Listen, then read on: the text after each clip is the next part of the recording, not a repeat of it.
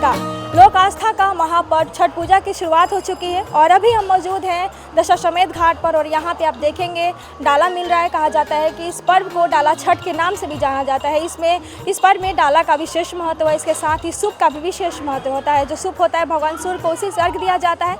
इसके साथ ही जो डाला होता है उसमें विभिन्न प्रकार के मौसमी फल रखे जाते हैं और उससे ही भगवान सूर्य का अर्घ दिया जाता है। अभी हम मौजूद हैं यहाँ पे फल की दुकान पर। आप देख सकते हैं यहाँ पे विभिन्न प्रकार की फलें मौजूद हैं जो कि मौसमी फल जिसे बोल सकते हैं। यहाँ पे जो पत्तीदार हल्दी है, यहाँ पे अदरक है, जटाधारी जो जटा वाला नारियल है, यहाँ पे पानी वाला नारियल है। इसके साथ ही यहाँ पे कदम का भी यहाँ पे फल मौजूद है। इसके साथ यहाँ पे कोरोना है, नींबू है, बड़े वाले नींबू भी है, शरीफा भी है। बहुत सारे तरह के फल यानी मौसमी जितने फल होते हैं यहाँ पे मौजूद है। अभी हमारे साथ दुकानदार भी मौजूद हैं, दुकान के संचालक, उनसे हम बातचीत करेंगे और जानेंगे कि यहाँ पे कौन कौन सी फल मौजूद है और कितने दूर दूर से लोग लेने के लिए आते हैं।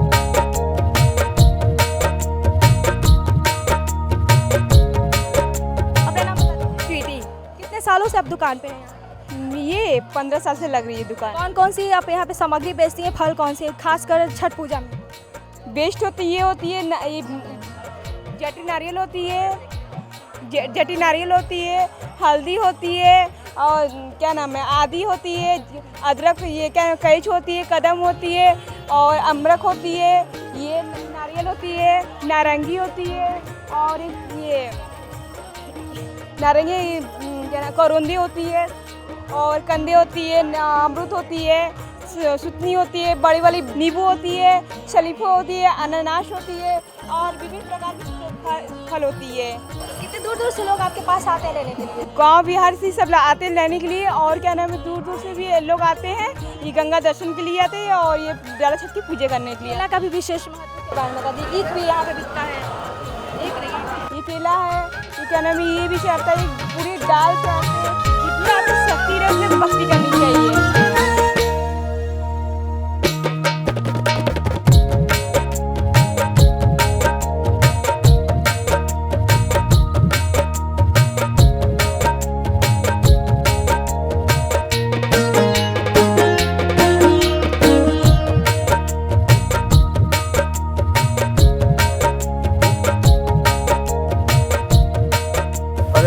छठ माता को प्रणाम करता हूँ और हमारे दुकान के सामने कृषि जनरल स्टोर हमारी दुकान है और ये दौरी और सूप दोनों छठ माता के नाम पे बिकता है यहाँ पे।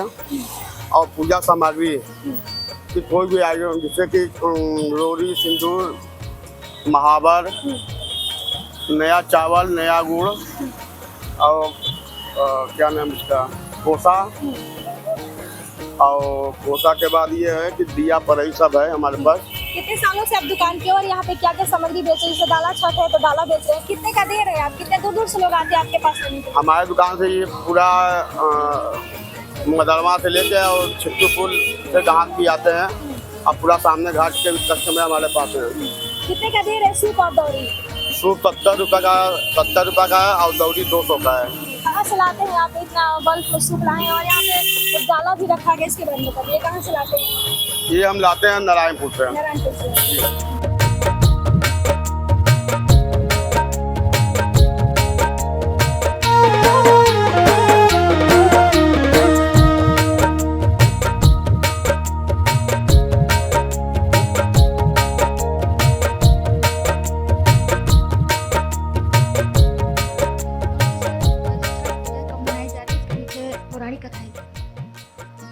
देखिए, ये जो छठ पूजा है जिसको हम लोग प्रतिहार षष्ठी, सूर्य षष्ठी, डाला छठ या डाला षष्ठी इत्यादि के नाम से जानते हैं, वस्तुतः ये भगवान सूर्य की आराधना का परम पर्व होता है।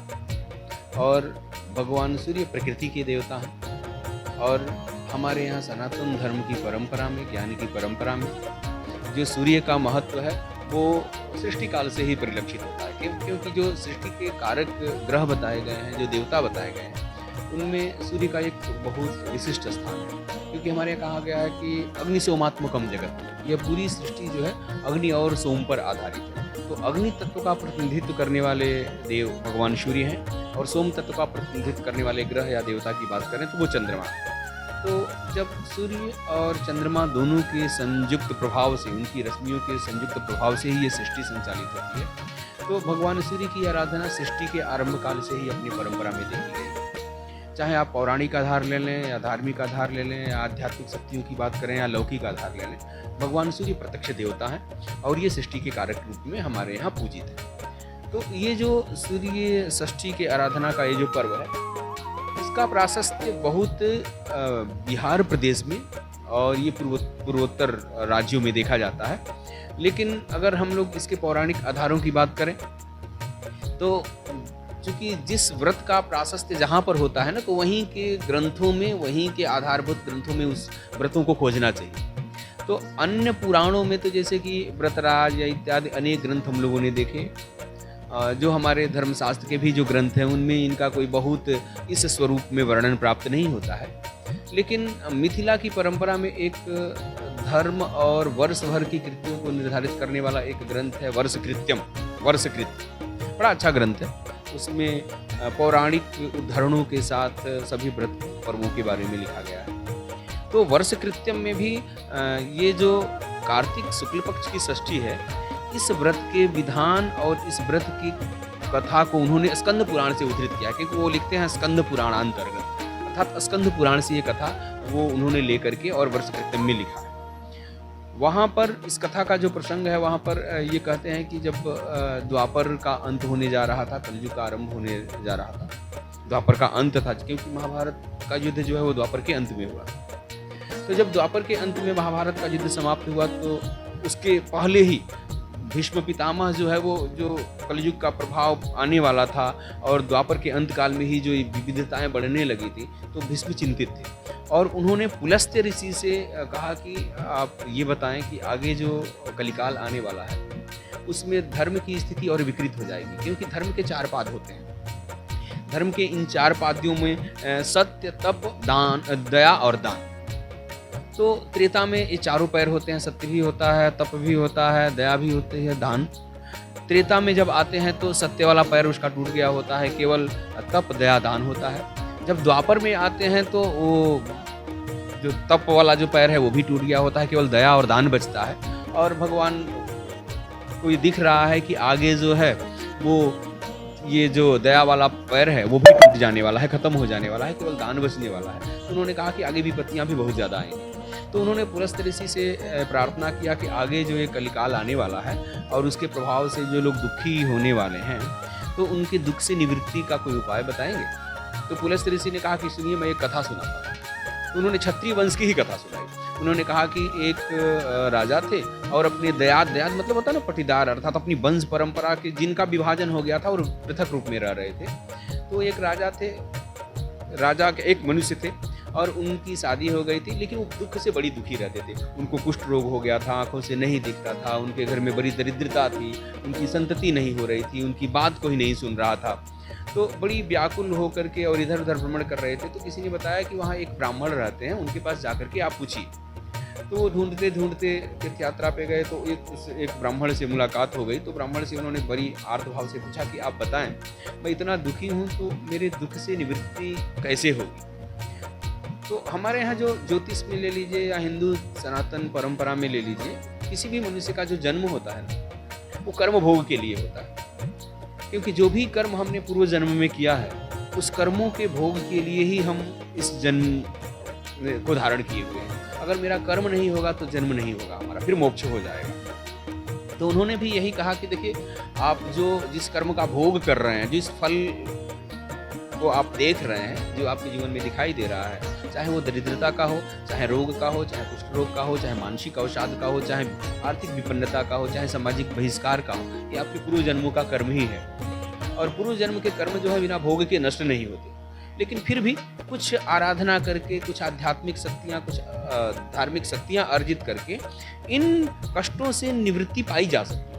तो इस क्रम में उन्होंने कार्तिक शुक्ल पक्ष की षष्ठी को आने वाले इस सूर्य षष्ठी के व्रत के बारे में बताया और उन्होंने कहा कि आप भगवान सूर्य की आराधना करिए, वो आरोग्यता के देवता हैं, वो संतति के कारक हैं, वो संपन्नता के देवता है, प्रत्यक्ष देवता हैं। तो आपके दुख दारिद्र्य का नाश करेंगे, आपको संतति भी देंगे, आपका कुष्ठ रोग भी समाप्त हो जाएगा, आपकी नेत्र की दृष्टि भी आ जाएगी, आपका दारिद्र्य भी नष्ट होगा। तो फिर उन्होंने कहा कि क्या उपाय है, क्या विधि क्या है उसकी। तो फिर उन्होंने कुछ विधियां वहाँ पर बताई कि पूरे कार्तिक महीने तक अब मतलब मांसाहार से वर्जित रहना है। उन्होंने उसमें लिखा है जो प्रसंग आता है वर्षकृत्यम में, क्योंकि मिथिला में थोड़ा सा इसका प्राशस्त्य भी है मांस और मछली इत्यादि खाने का। तो लेकिन उन्होंने कहा कार्तिक में ये नहीं खाना है। उसके बाद से आगे मानसिक वाचिक एक संशुद्धि होनी चाहिए, किसी की बुराई नहीं सुननी है, किसी की बुराई करनी नहीं है, वस्त्र साफ होने चाहिए, अंतःकरण साफ होना चाहिए। इस तरह से मानसिक आर्थिक सूचिता के साथ हमें यह व्रत करना चाहिए। और इस व्रत में कहा कि पंचम्याम एक भक्तः स्यात्, अर्थात पंचमी तिथि को एक बार भोजन, उसके बाद षष्ट्याम निराहारः, और षष्ठी तिथि में निराहार रहे। इस तरह से ये 2 दिनों के व्रत की विधि उन्होंने बताई उसमें। एक तो पंचमी को एक भक्त और षष्ठी को निराहार रह करके पूर्ण दिन का। और उसके बाद से कहा कि सप्तमी तिथि के उदित होने के, सूर्य के उदित होने के समय में, अर्थात सप्तमी तिथि में सूर्योदय के समय में प्रातःकालीन सूर्य को अर्घ्य समर्पण करके और उसके बाद से इस व्रत की पूर्ति करनी चाहिए।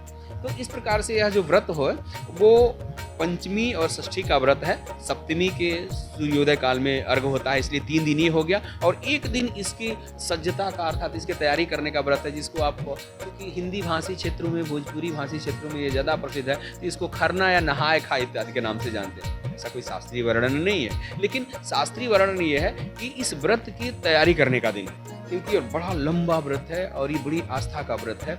और किसी भी व्रत में या किसी भी कार्य में जब हम पूर्ण रूप से जुड़ते हैं, उसके एक एक अंग प्रत्यंग से जुड़ते हैं, एक एक कृत्यों से जुड़ते हैं, तो भावनात्मक और ये जो हमारा आत्मगत लगाव जो है ना अधिक होता है।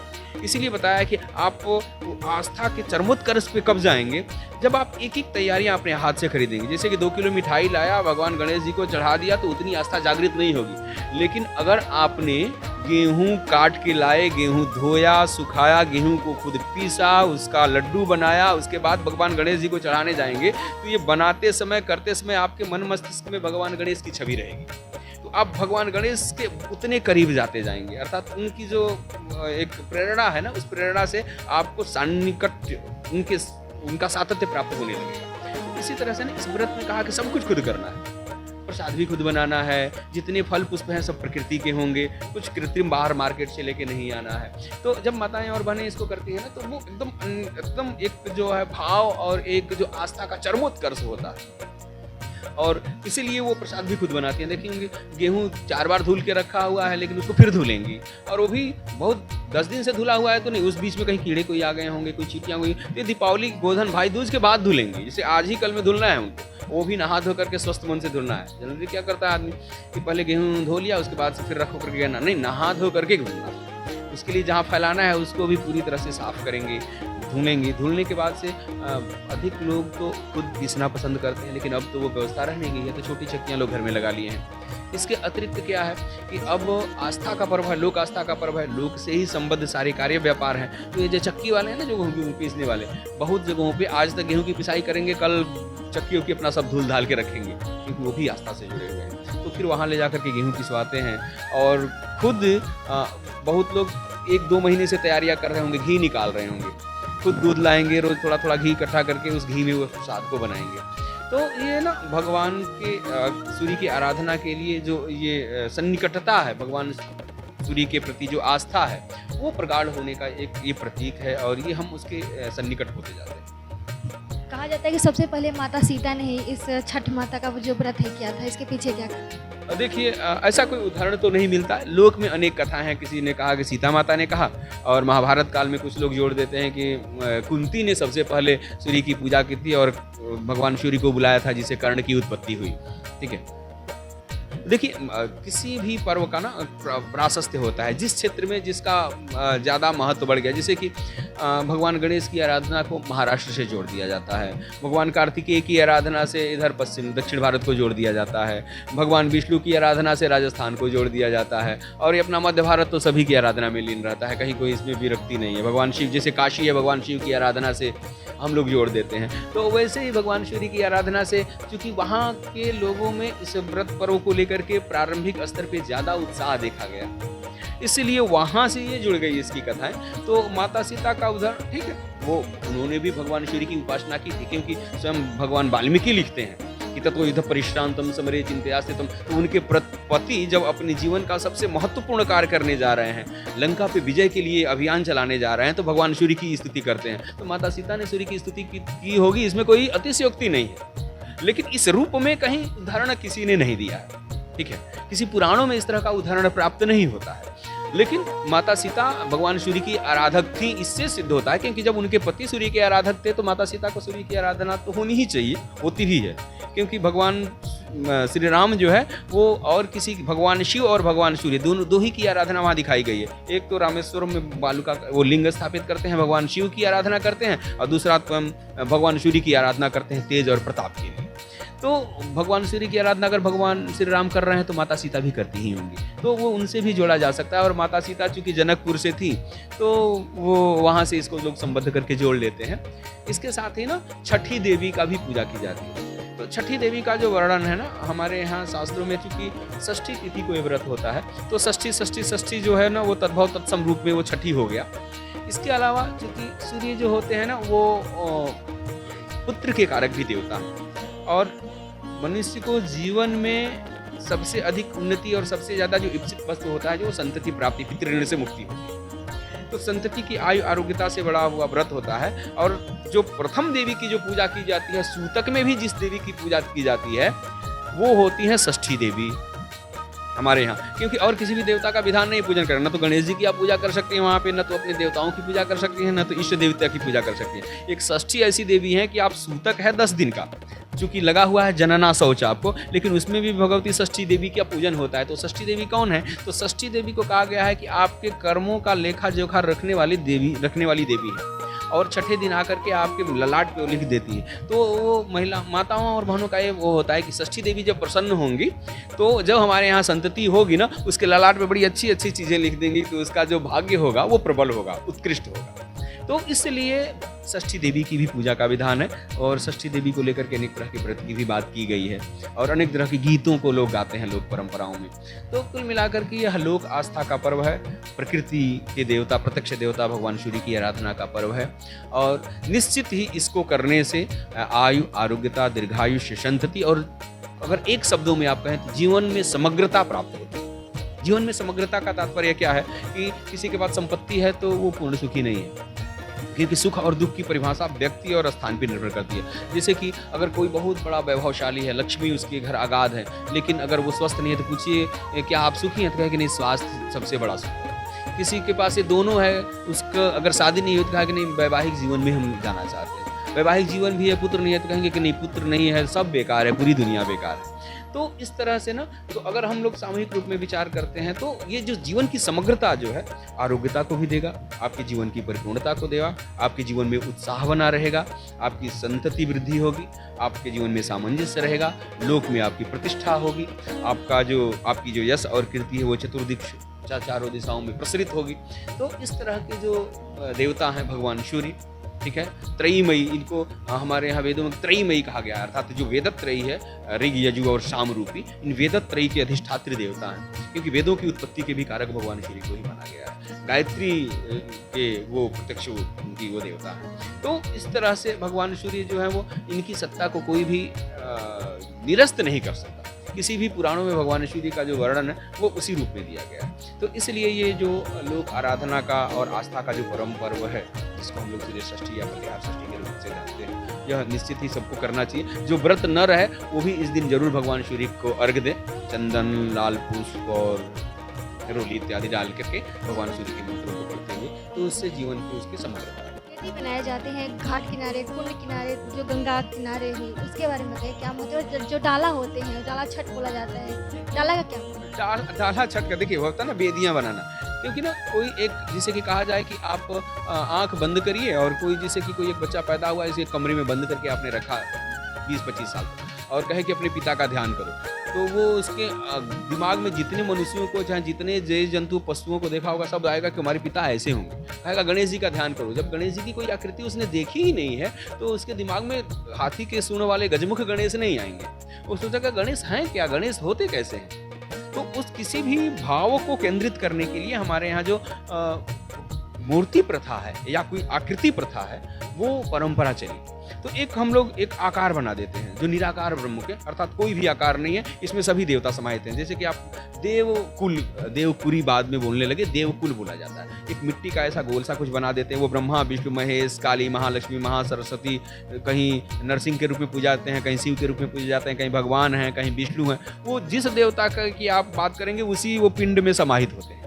तो एक वो परम ब्रह्म रूपी एक ब्रह्मांड रूपी एक ब्रह्मांड गोल ब्रह्मांड है ना, तो गोल एक ऐसी सत्ता बना देते हैं। तो उस ब्रह्मांड के अंदर जो भी देवता तो है वो समाहित है। और चूंकि अपने भाव को केंद्रित करने के लिए हम पूजन किसका करें, कहाँ कुछ है दिख ही नहीं रहा है, तो कहें कि ये स्थान है ना, ये षष्ठी देवी का प्रतीक है। तो उस प्रतीक की पूजा करने के लिए हम एक गोलाकार एक ऐसा बना देते हैं, एक ऐसा ये त्रिभुजाकार हम लोग एक बना देते हैं जो ऊर्ध्वगामी होता है और सूक्ष्मता की तरफ लेकर के जाता है। नीचे स्थूल होता है और ऊपर जो है वो पतला होता जाता है सूक्ष्मता की तरफ, अर्थात स्थूल से सूक्ष्म की तरफ विकास की अवधारणा है।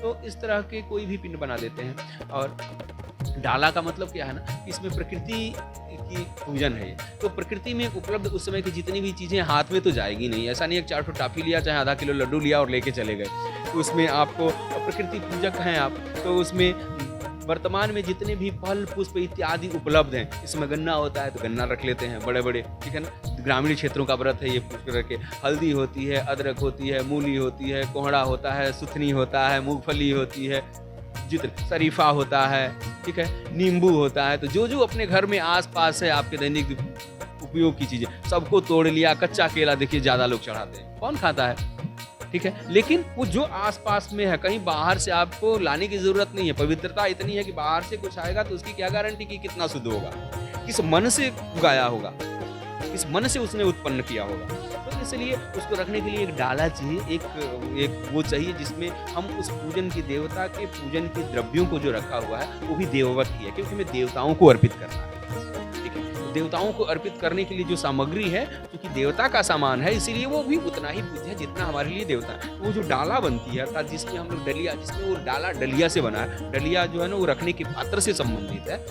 भोजपुरी भाषा में जाके परिवर्तित हुआ। तो वो जो पात्र है जिसमें हमने भगवत आराधना की वस्तुओं को रखा हुआ है, वो डाला भी हमारे लिए उतना ही पूज्य है, ठीक है, क्योंकि उसमें भगवत समर्पित करने योग्य द्रव्य है, ठीक है। तो इसीलिए डाला का महत्व उसको सजा करके लेकर के जाते हैं, फिर भगवान को अर्पित करते हैं ले जाकर के। तो इस तरह से ये लोग परंपराएं हमारे यहाँ जीवित हैं। धर्मशास्त्र से भी इसका संबंध है, हमारे यहाँ पुराणों से इसका संबंध है। और लौकिक कथानक अलग अलग आपको सुनने को मिलेंगे। जब आप बिहार के क्षेत्र में जाएंगे तो कोई सीता से जुड़ेगा, कोई तुलसी से जुड़ेगा, कोई किसी और देवता से भी जुड़ सकता है।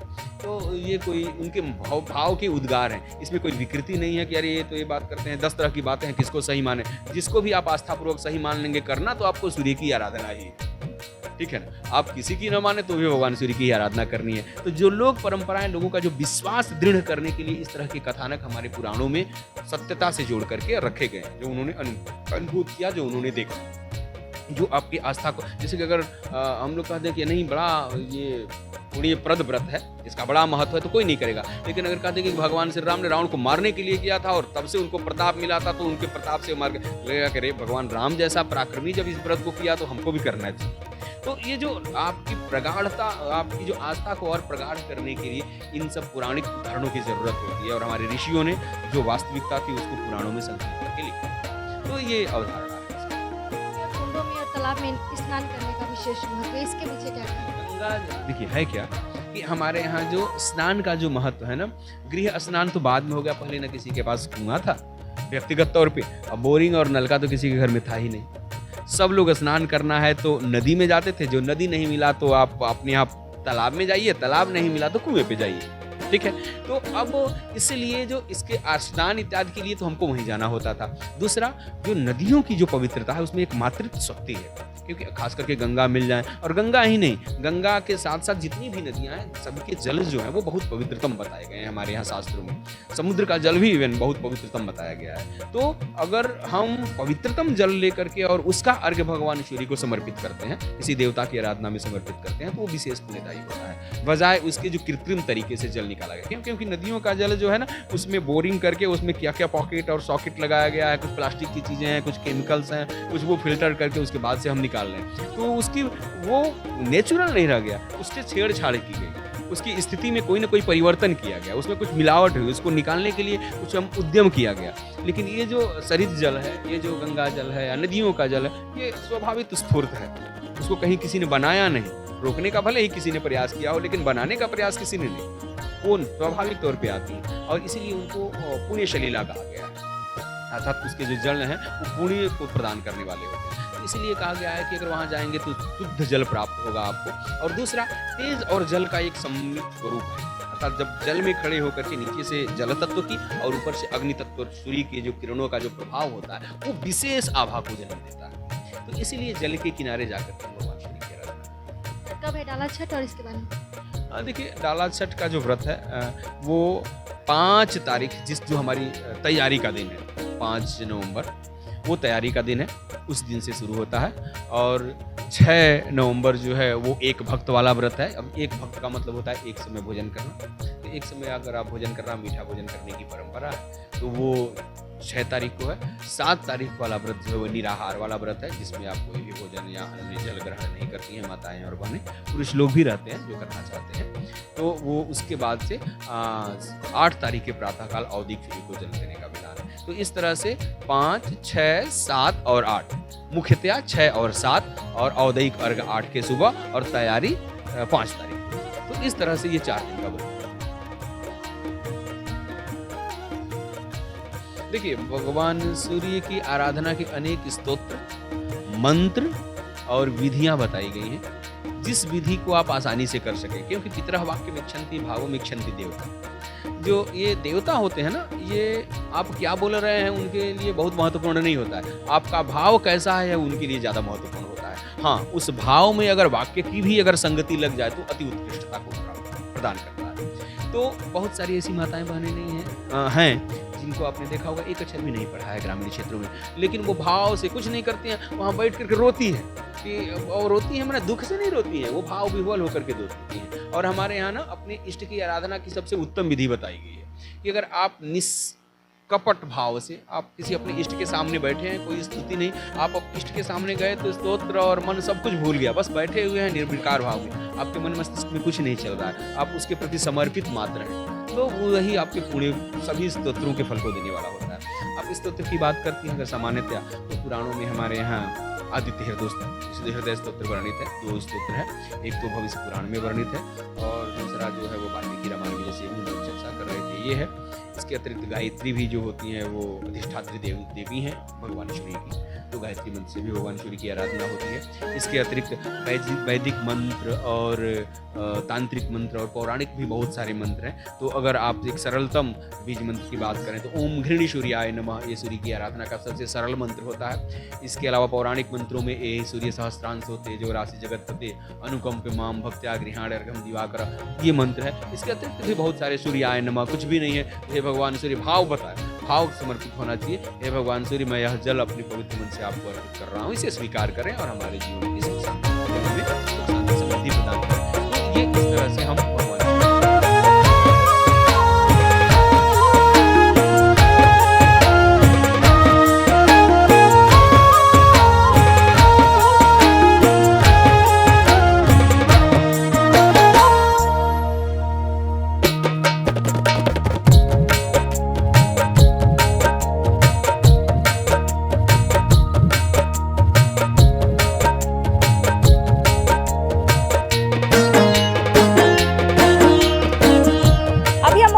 काशी के सबसे प्रसिद्ध घाट दशाश्वमेध घाट पर, और यहाँ पे कल अस्ताचलगामी और परसों उदयचलगामी सूर्य का अर्घ्य दिया जाएगा और यहाँ पे बड़ी संख्या में महिला और पुरुष श्रद्धालु आएंगे और यहीं से भगवान सूर्य की आराधना करेंगे। भगवान सूर्य का उपासना करने के बाद उनको अर्घ्य दिया जाएगा। कहा जाता है कि जो डाला छठ होता है भगवान सूर्य का सबसे बड़ा पर्व माना जाता है और डाला छठ का एक विशेष महत्व होता है। आप देख सकते हैं यहाँ पे बड़ी संख्या में श्रद्धालु आएंगे, इसीलिए इस घाट का साफ सफाई किया जा रहा है। जोरों शोरों से काशी में तैयारियाँ चल रही है और यहीं से भगवान सूर्य का अर्घ्य दिया जाएगा। और आप देख सकते हैं जो काशी है पूरी तरह से डाला छठ के लिए तैयार हो चुकी है और यहीं से भगवान सूर्य का अर्घ्य दिया जाएगा। और ऐसा लगता है कि माँ गंगा से ही भगवान सूर्य निकल रहे हैं और बहुत ही विहंगम दृश्य यहाँ पे देखने को मिलता है। तो अभी काशी के दशाश्वमेध घाट पर आइए, काशी के घाटों पर जाइए और सूर्य भगवान को अर्घ्य अवश्य दे। जो व्यक्ति छठ पूजा नहीं कर सकता वो भगवान सूर्य की उपासना अवश्य करना चाहिए, उनको अर्घ्य अवश्य देना चाहिए।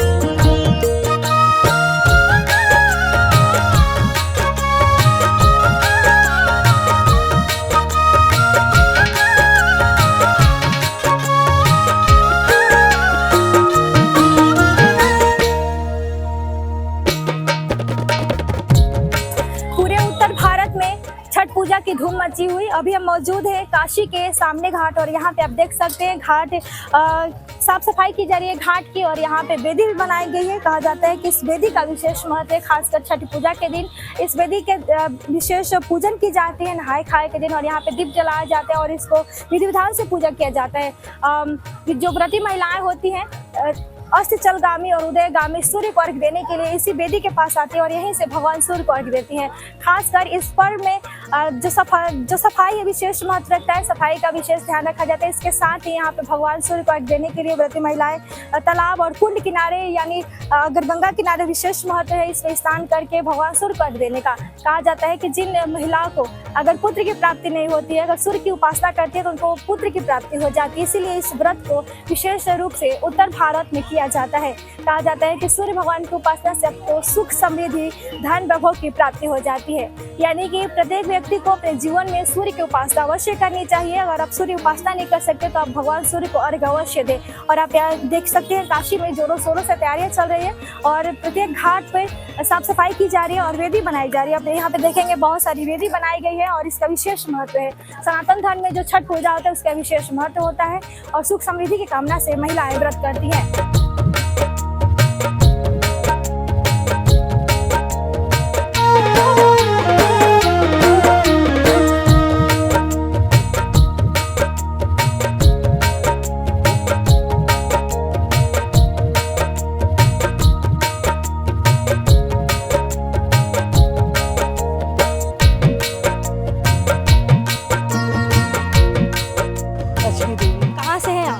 बनारस में छठ पूजा होने वाला तैयारी हो रही है, कैसा लग रहा है बताइए। अच्छा लग रहा है, बहुत अच्छा लग रहा है। इनके खरीदारी करने आई है, क्या क्या ले रही हैं अभी, कौन कौन सी सामान की खरीदारी करना चाहिए? सब मतलब सारा फल लेना चाहिए, सेब अमरूद केला नाशपाती है, सब सारा सामान जितना विधि होती है सब सारा सामान लेना चाहिए। चढ़ता है सूप पे चढ़ता है, सूप पे चढ़ता है। सूप हो गया, दौरा हो गया, ऊख हो गया, सेब है, नाशपाती है, सारा जितनी फल होती है सब होती है भगवान की चढ़ती है, छठ माता की चढ़ती है। 4 दिन का ये पर्व होता है, आज है कल नहाए खाया था, आज खरना है, कैसा लग रहा है आपको, क्या कहना चाहेंगे इसके बारे में?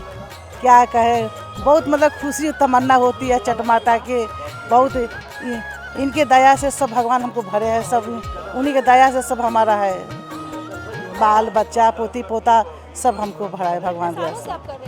हम हो गए 20 साल से, 20 साल से। अच्छा लगता है छठ माता के। हाँ सब करते हैं। 4 दिन तक व्रत रहती हैं कि कितने दिन रहते हैं? नहीं पहले रहते हैं लौकी भात रहता है और उसके बाद रहता है आज खरना है रहता है, कल है सचका रहेगा, परसों है सवेर का रहेगा।